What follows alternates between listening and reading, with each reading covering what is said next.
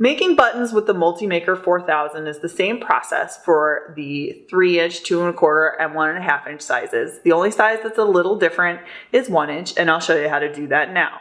To make a 1-inch button, you need a shell, collet, lock pin, mylar, and a graphic.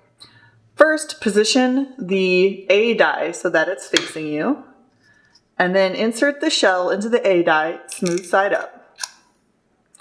Then insert the graphic on top of the shell, and then insert the mylar on top of the graphic. Rotate the die table around, and then insert the collet into the B die, sharp side up. Pull the handle all the way down towards you, lift the handle up, rotate the die table around, pull the handle all the way down again. My lock pin's stuck. There we go.